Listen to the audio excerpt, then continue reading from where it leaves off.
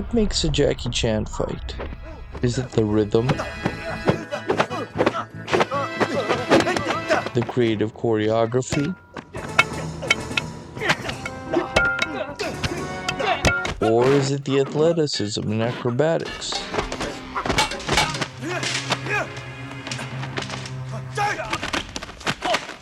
While all these elements are hugely important, the beating heart of a Jackie Chan fight is this.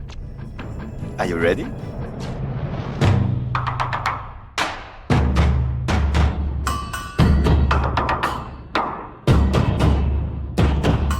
When Jackie's in control or at ease, we see it. When Jackie's overwhelmed or vulnerable, we feel it. When Jackie's angry, he conveys it with his movements and with his expressions.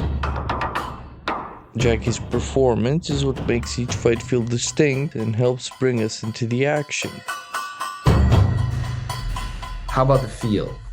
And for me, you lose it in all these MCU sometimes when everything is kick punch, flying by a blast, and then superhero pose. There's no feel in the fight. It's aggressive and it looks great. But I just want to see something either super down and dirty or super comedic like old Jackie Chan, where you have a feel. Because even though they're doing crazy stuff, Jackie has a feel that makes you want to keep watching. And it's all here while he's doing this. And here, the problems with the John Wick coverage shooting style show up again. For one, we're simply too far away from the action for too long to really feel or connect with any of it. Not be so cutty and in it that your perspective is so forced and so chaotic that you really don't know what's happening. You think it's interesting, you feel something, I'm not exactly sure what it is, but it's also not so far removed from the action that you're losing the experiential nature of it. So trying to be in it and yet, be wide enough to see the beauty of it, try to, hold a beautiful frame and yet be in it so that you can feel what that beautiful frame is like rather than sit on the couch and just observe it and comment on it. And he just shot differently, He didn't shoot it wasn't like we got a big wide master shot of most of the things and then went in and picked up some things here and there. Whereas Koichi would go inside the fight and he's editing and he's shooting inside the fight. And I remember just when you see that, the difference of it, it's like, wow, that just felt a lot better than just seeing it all in one shot or two shots and just big master shot, You get to see his face while he's doing the thing. And I think this goes back to what you're talking about with the psychology of filmmaking, where the audience really does want to, merge, whatever you want to call it, with that star. And that includes the dangerous stuff too. And the more that you can connect there, which is what made Keaton and Chaplin and Lloyd so powerful, right? Is that they were in danger and you saw their eyes when they were in danger and doing a stunt. And it goes by in a second, but maybe that's something that's so special about us as people, is that we catch that. We get that moment, and there's that your heart sinks in your own head, even though you're sitting in a chair. It's like you become you become that person for a minute. How can you catch that when you're dozens of feet away from the performers for 90% of the action? Action can only be as impactful as the reaction it produces, cause and effect. Because as an audience, we live vicariously, meaning through somebody else. And if we see somebody reacting to what I impose upon them, we experience that as an audience. The reaction. I think most of my training is just reaction, which I think it was amazing, because I think that's the most important part in action. If you can deliver a good reaction, then you're like 60% of that fight, because you just expect the other guy can react as well. So you have a beautiful action of reaction. So I think reaction is very important. A fight scene and a drama scene, they are the same. In a drama, you have the lines, but in a fight, it's just the agony, struggle, the pain. Those are our lines. So you see these moments, making sure you come back to the actors. Sometimes these are the most important moments for me. The reaction of the bad guy, making a decision to do something diabolical, the intent of John to finish this fight. Never leaving the character alone too long where I don't feel stakes. you can have a wide variety of reactions. A hit might be surprising. A character might be annoyed.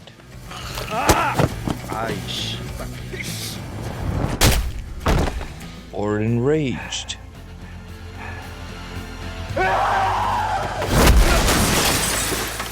But the camera needs to be close enough to capture those nuances.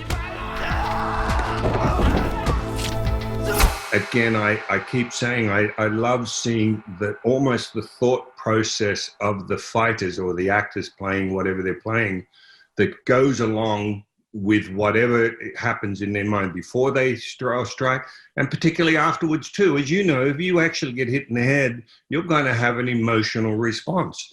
It might be, oh, that hurt. It might make you angry. It might make you fearful, but there's going to be an emotional response. And I think for the camera to capture that part of the interaction is a huge part of the storytelling.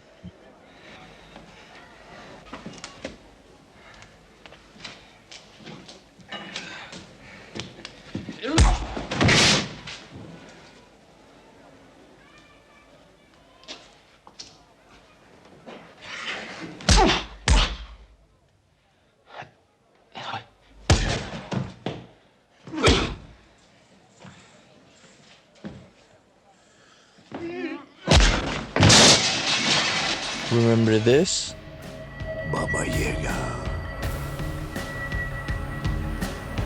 And this. And this. And this. You know, half the great moments in this, or not half, but like a good deal amount of the great moments are doing the cool move, coming around to find you, and then going into the next move and finding that look. Right. And finding the intensity, and that's what keeps you in. Because, like, mindless action of just a really good stunt double doing it for a couple beats is cool, but for, like, right, 20 minutes, a sequence, you're not getting what the guy's about. And you want to see the guy's pain. Like you said, you want to see John Wick suffer. You can't be fight back or You can't be survive. suffering in a super wide shot, right? Uh-huh. Game framing generally excludes the protagonist's face. We see backs of heads, tops of heads, barrels of guns. And simultaneously, game cameras deprioritize everyone except the protagonist because games don't usually care about the people on the other end of the gun. The ultra-utilitarian perspectives used by most games run the risk of flattening cinematic action, sucking the character and emotion out of their perfectly coordinated series of stunts. That gunfight in John Wick 4, as balletic as it is, robs the audience of Keanu's greatest asset, his face. And I tell you this, and this is something Chad, every day we talk about movies. It's something he talks about very vividly as well. He says, all of this doesn't really matter. It doesn't really matter. Mm-hmm. What people remember Bruce Lee going like that, doing this. They remember moments. The in-between, all of this is great, but nobody really remembers, But they remember the moments when you stop, when you turn around, when you look at somebody. People will remember that. 係電影嗰啲動作咧，佢標up佢嗰啲功夫係靚嘅動作嚟。即係你係識得嗰種眼神，嗰種哇，你埋嚟嗰種睇你個眼神嗰種犀利。Even in action, it's all about the acting as well. When you see martial arts greats like Bruce Lee, it's all in the eyes. And all the looks. Important thing is the looks. For intention in every movement. The looks. Are you coordinating the looks as well? Yeah. Looks, tone, mood. Of course, for a single sequence, like the top shot in John Wick 4, you can get away with it. But when most of the action is shot from so far away, you begin to lose any connection with the characters on screen. Even a couple of close-ups or mediums used at the right time can completely change the perception an audience has of an entire scene. If the character looks fatigued, fearful, confused, the entire tone of the fight shifts, and the way the audience takes the scene in changes with it. The choreography can even be the exact same, but the emotion of the scene will be totally different based on a few well-placed reaction shots. Do you want to know how many close-ups we get during the Osaka sequence in John Wick 4? 1. Here it is. How about the Kane fight? 1. Here it is. During John's initial stair climb, which lasts for 2.5 minutes, we get precisely 0 close-ups, though we get one medium where we can see Keanu's reaction at the very end. Instead, we're stuck looking at the back of the character's head for extended periods of time. You want to see Jackie, and why do you love him so much? You don't love the back of his head, right? You don't love the super wide top shot? You love Jackie, because you know that's the guy that fell off that fucking clock tower, right? That's why you believe it. So there's believability in the character. When you see a character emote, it's the same thing. When you really see Christian Bale cry, that's really Christian Bale crying. Like, you get on board with that. What if you just saw the back of his head crying? You don't really care, right? It sounds silly, but that's what you're doing with action. If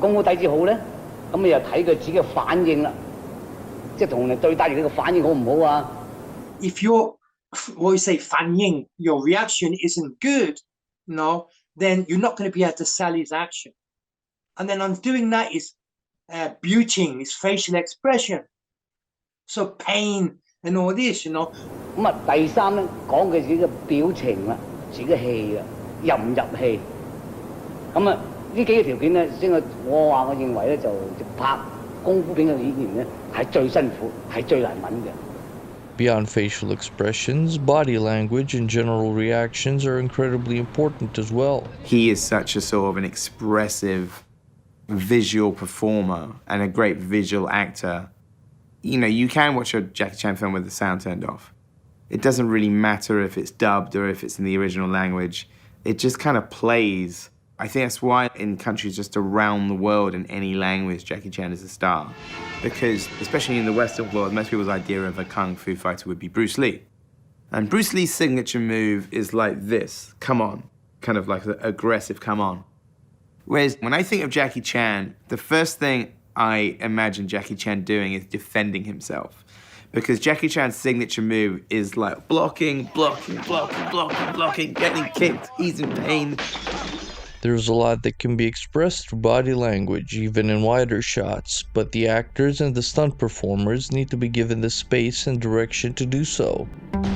For most of these fights, we're kept at a distance from the characters and their struggles, making us less involved in the action, ducking and dodging and feeling hits as they land, and more passive observers being wowed by how cool and slick the choreography is.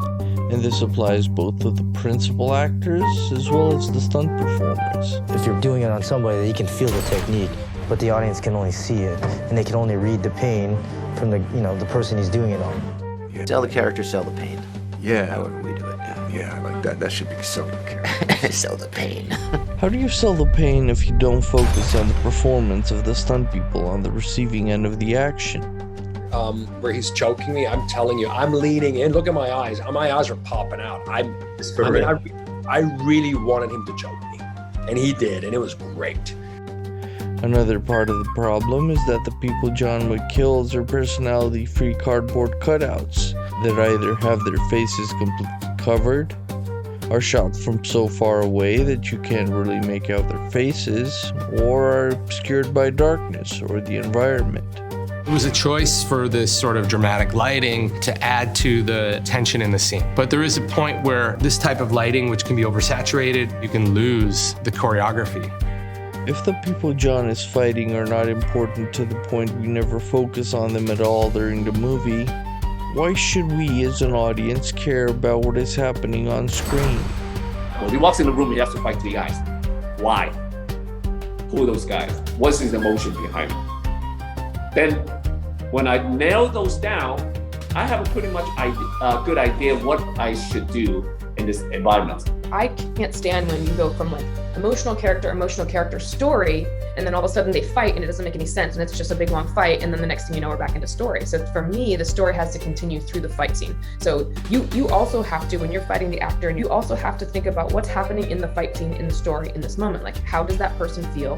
How does it feel when they get hit? What's you got thrown over a table? Are you scared now? Like, for me, you have to understand what's playing out in the scene as well to make the fight scene believable on your side. But the shooting style alone isn't the problem.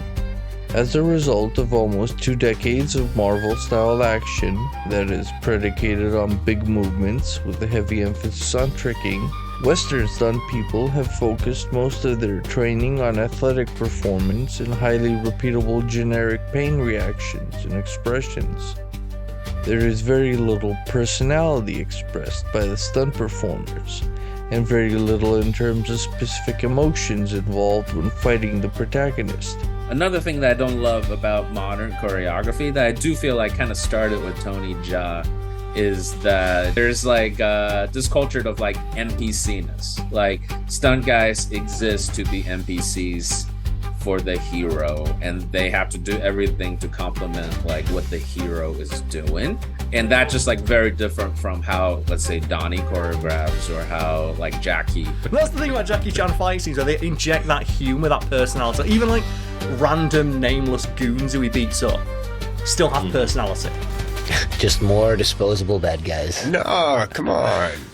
So every time a guy falls down, he'll actually fall down the stairs. The safety guy, you good? He's like, yeah, I'm still good. And he'll run all the way back around and come down to die again. And what you don't see behind camera, like these 2 poor wardrobe people that are handing them hats on the way by. So they're changing hats as they're going to go in. And that's how we keep our stunt team in shape. But they look like characters. They look like you can like figure out their lives. You know, that big guy that like swung one punch, fell, and just talked shit. 자, 여기 이분을 주목해 주세요. 이분은 지금은 한국 최고의 무술 감독이고 이제 허명행 씨인데요. 그때는 이제 스턴트 팀의 이 그룹의 리더였죠. 연기도 정말 잘하고 관객이 여러 사람 중에서도 좀 구별할 수 있고.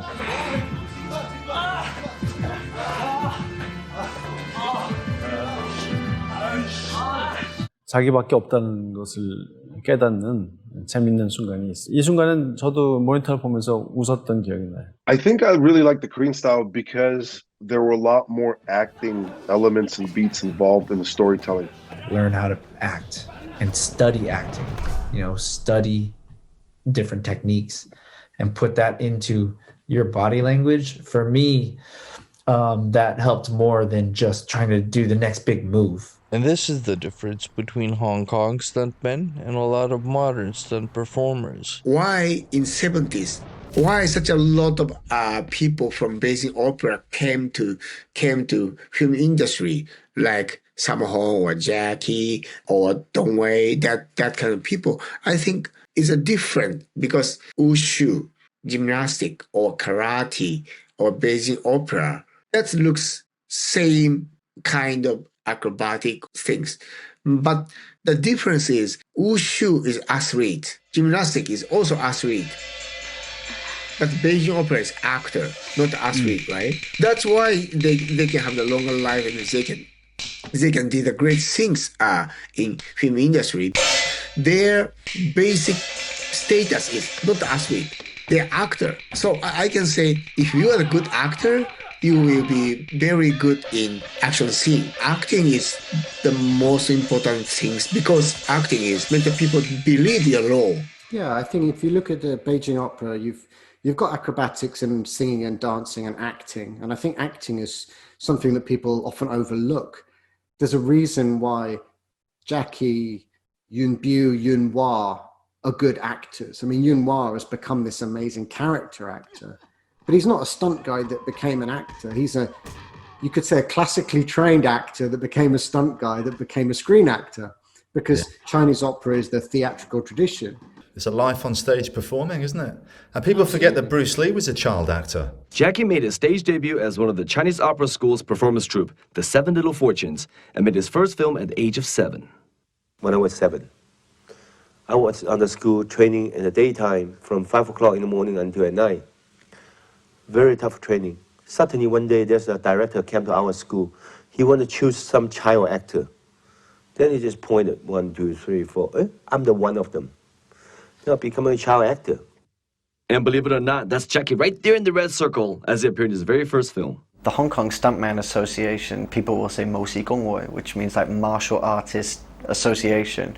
But the real name they actually use is Action Actor. I'm a stuntman, I do this, I fall down, I do that. There's no overlap of responsibilities, which now it's changing, but before there wasn't. So, you know, a Hong Kong stuntman back in the 90s, you were an actor first and foremost, because you're on screen. So whatever your idea of what a stuntman is, throw that out, because you're a performer, you're on screen, you're playing a character. There's a reason Daniel Bernhardt is recognized by most action fans, and it's because he's actually allowed to act in the movies and shows he appears in. And I called Chad and Dave and I said, hey guys, look, I want to do your world. And they were like, no, you're an actor. I'm like, I'm not an actor. What are you talking about? I'm not an actor. I'm an action guy. And Chad goes, yeah, you're an action actor. Hello? That's what he said to me. You're an actor. Yeah. So I went to 87-Eleven and I just start training with the guys. And I just put myself on the same level like everybody. I'm cleaning mats, I'm cleaning the floor, I'm training all day. And I got into the world of more action acting. Ouais, non, mais on fait les deux, mais pour moi, en fait, c'est méga complémentaire. Parce qu'en fait, quand t'es cascadeur, t'es aussi à l'image. Du coup, t'as besoin des fois, quand tu dois faire le méchant, faut voir être un peu crédible, ou quand tu fais la victime, de montrer que t'es une victime, etc., tu vois. Ouais, donc c'est important aussi. Ouais, c'est important. Et aussi, mais au début, c'est difficile parce que quand tu veux faire les deux, les gens, ils savent pas où te mettre.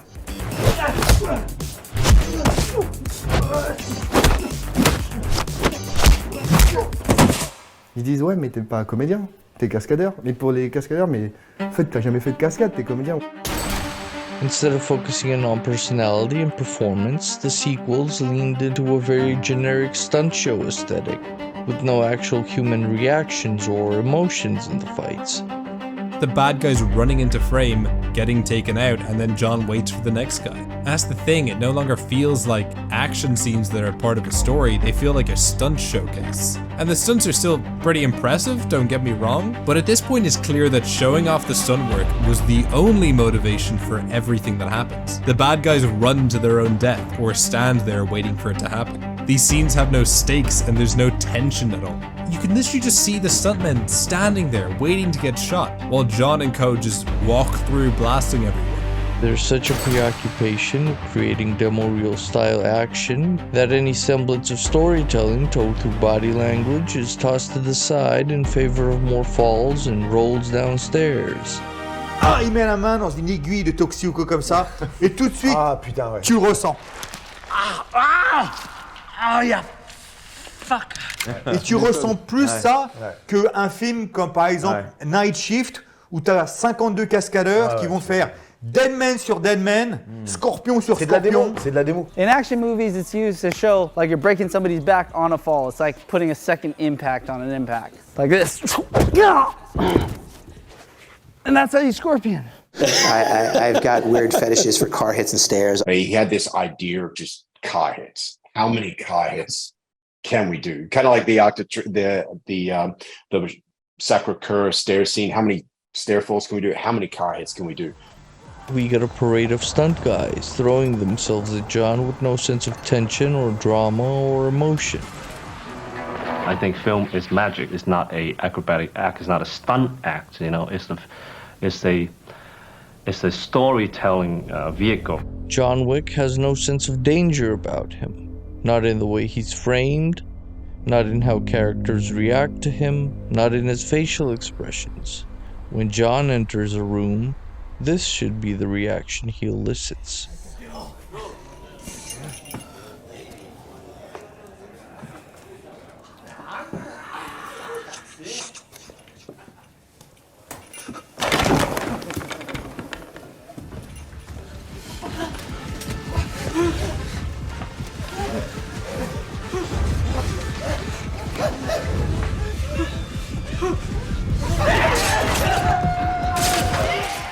And this is very much a part of the choreography and the action design. They would spend a year training the peripheral stunt guys. And what I love about Chambara Films is that when you look at any dude in the background, they're all character actors, you know, like they have it down. They've nailed it. And you're never disappointed by that.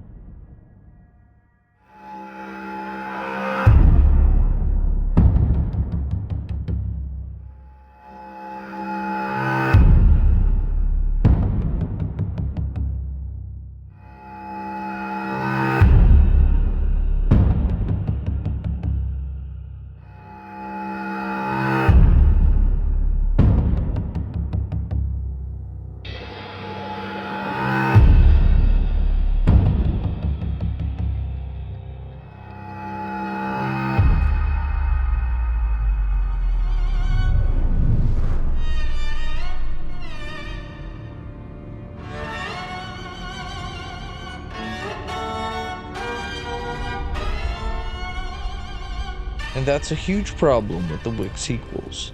It's surface level Sergio Leone.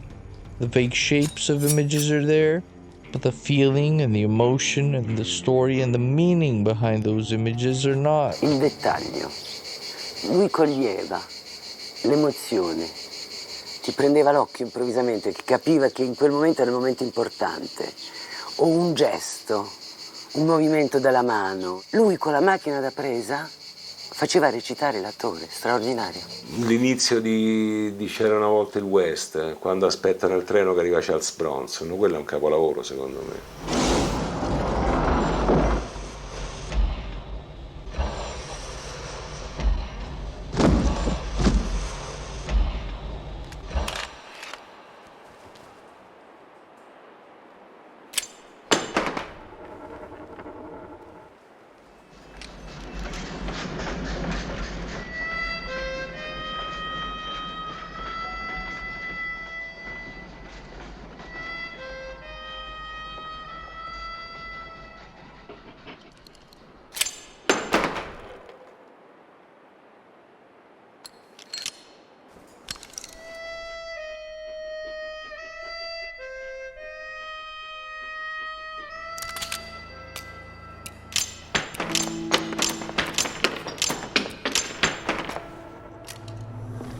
Looks like we're shy of one horse.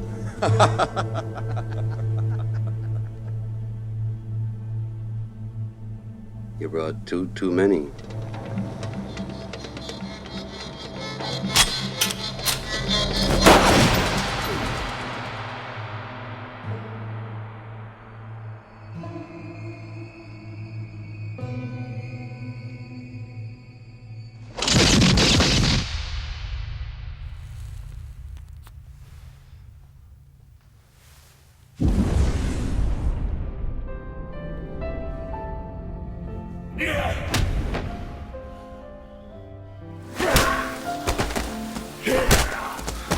As this fight from 2006's Sunflower develops, you can see the other characters getting more and more reticent to attack the protagonist.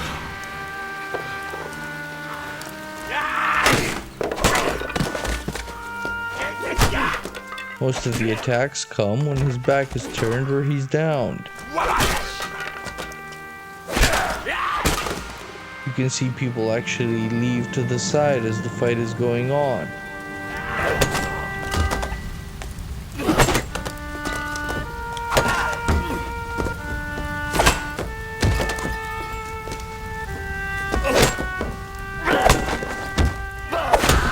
This is still a part of the choreography and the action design. And so that perception, that became the drama, the drama that informed the choreography. Choreography has to tell a story, or it's not, or it's just gratuitous action. So there has to be a story to it. So.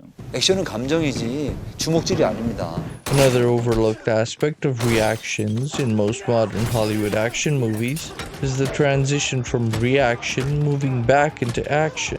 The stunt people react to a hit and then quickly re-engage with the same canned action movements as if nothing happened. because they need to keep the string of choreography going and they need to hit their marks. So what I'll do is I'll take it, and once I'm falling, once I see the ground, I'll kind of base out a little bit. Gotcha. If I need to continue. Okay. So sometimes you get people who don't sell it enough, so they go, and they're back in the fight. Gotcha. And then you're like, that punch didn't feel like it had any weight. Here's a fun fact. During this entire 5-minute sequence, John only gets hit twice. Once with a front kick, and once when he gets tossed through the display case. What is the point of showing someone land a kick on John if we as the audience don't feel that impact? 譬如塵啊、反應啊，咁你啲反應點樣可以形成你有力呢？所以我教我自己成家班啊，一定要我自己嘅拳啊，有冇力都唔緊要，你個拳有冇力，總言之你做個反應要有力，咁就有力㗎啦。嗱，而家你而家打我錘啊，有冇力啊？冇力喎，你而家再打錘啊，係咪有力啊？就發會飛。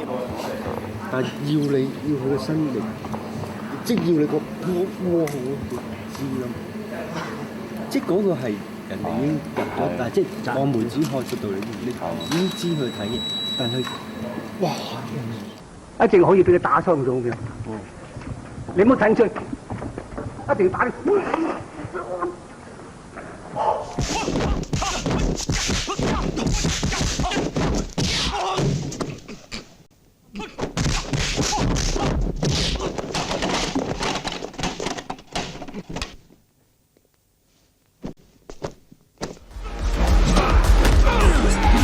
So they go, and they're back in the fight. Gotcha. So they go, and they're back in the fight. Gotcha. And then you're like, that punch didn't feel like it had any weight. Why do you not in here? Because you don't even react. Not one of you react. I'll grab your hair in here and you'll take a bump and move right on to the next thing. You have now not reacted the way everybody would think they would react. If you were to if this were real and I were to grab your hair to grab an unfair advantage, would you not get pissed? Would you not want to come and kick my ass? Why don't you? Why not? Because you're too busy thinking to the next thing. You're not living in the moment, you're not reacting. You're so worried about your formula and the planned out spots that you're not reacting. You're not selling. There is no space for actual acting between the movements.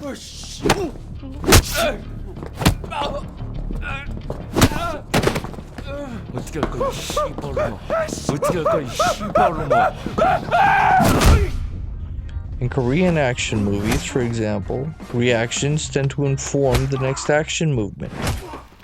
Follow-up movements look sloppier, more desperate, not just the same robotic straight choreography lines with loaded up telegraphed hooks.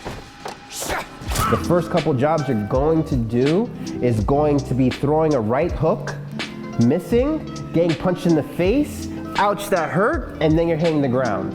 So get good at doing those three things, and more than likely you'll start working your way towards being a stunt person. C'est chiant. Non, faut donner vie. Je vais chercher Julien, je vais chercher Julien. Bah, ok, je me replace. Lui, il vient d'en prendre une là. Tiens-toi la jambe. Ouais, ou ça, exactement. Bah, je vais chercher derrière. C'est un replacement. Julien, il va avoir une gestuelle. Je vais le faire avec Anthony. Lui, il va avoir une autre gestuelle. Je vais le faire avec Pierre. Il aura une autre gestuelle. Julien réagit d'une manière. Lui, il a fait ça. Peut-être que lui, il va faire autre chose. C'est-à-dire sur le coup, pim, pim. Tu vois, lui, il a voulu placer un coup. Pim, bah, et moi, je réagis. Tu vois, voilà, c'est tout ça. Et c'est tout le travail qu'on fait pour faire en sorte que ce soit pas rigide, technique, chorégraphique. So what he started making more complicated was the movement in between each move. You know, so if the move is a big right hand, a big clear block, a big kick, it's what is this person doing? How am I shifting? How am I moving under? So it doesn't feel like a pure dance. It feels like we're really trying to go after each other. But when I watch Tony and other, other great action stars, some in the West too, where they're able to kind of just like act through the move, through the block. Yeah. And that's an important skill. because it means that you're actually meshing well with the other person. Related to this is specificity of reaction placement. 應該係個下巴比較難做啲咯，下巴即係個反應嗰個舞獅比較難做啲咯。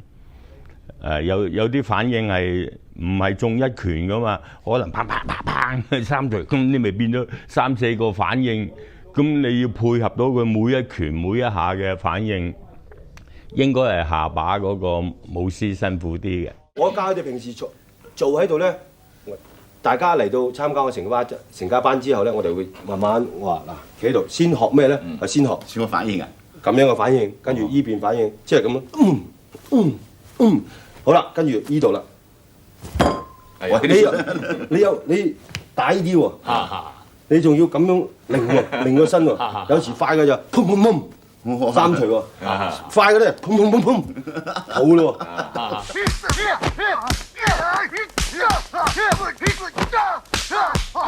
Selling a hit to the ribs, the knee,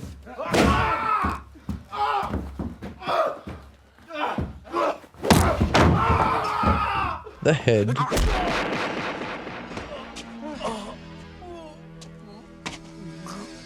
the solar plexus. How many of you have been punched in the solar plexus or hit yourself in the solar plexus, got the wind knocked out of you? Anybody? All of you. All of them. 이렇게 깔아가지고 확 꽂아버려야 돼. 예? 한번 봐요. 이거거든. And the effect that all those different hits have on how the character moves.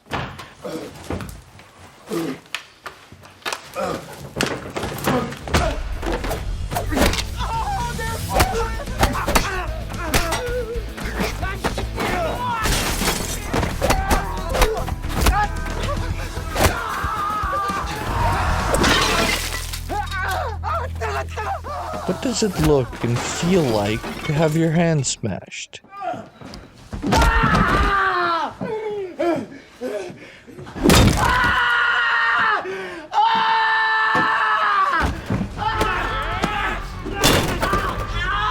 And would that affect how the fight develops?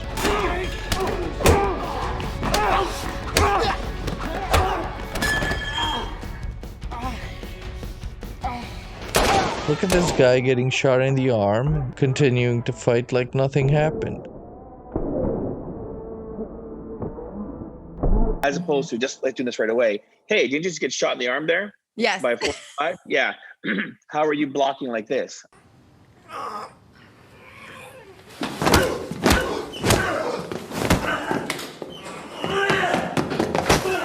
If you have someone that's like 200 pounds and he comes down with a hammer fist on you and you block like this, you're not gonna just do this. Yes. You have to understand the motion, what it creates. Impact, and that will then, yes. And that changes your movement, adapts your steps, adapts your what you have to do. And so, and that's one of the things when I'm doing when I'm watching, I said, there's no way you're gonna do that. So why not? I can just do this, this. I said, no, there's no way. I'm 210 pounds. I hit you. You're not gonna stand there and you block it like this. It'll definitely hit you like that. It's just, unless you're rolling with it and you roll it, then yeah, you can do that. But that right. You see now, look where your feet is, look where your arm is. Now you can't do that move that you want to do. You have to keep evolving with the steps, and that's what fighting is all about. Reacting to a hit and making it look like it connected is one thing. Actually, selling an emotion with the reaction is something else entirely. They don't know when and why to do moves to try to elicit emotion. They simply just wrestle matches like what they saw on TV. Guess what you guys have been doing this whole time? 咁嗰陣時我咪開始係由唔知點解要度呢招，跟住咧聽得多潛移默化，知道哦原來大哥已經有㗎啦。不過佢硬係好似精彩啲嘅咧，因為佢係由佢嘅劇本嗰度構思啲招做出嚟。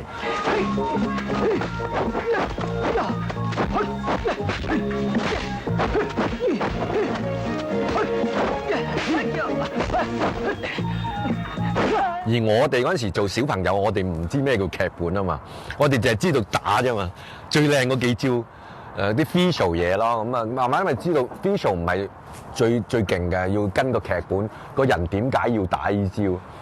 係殺父仇人啦，定係話求其唔啱拗兩句就唔會咁狠噶嘛啲招係咪？即係咁樣咯。咁啊而家慢慢成熟啲咪你知道，你就算動作你都要睇個劇本點解要做呢場戲咁樣咯。But reactions and facial expressions aren't the only aspects of performance. In the next video in the series, we'll be looking at a couple of other incredibly important elements: intent and intensity.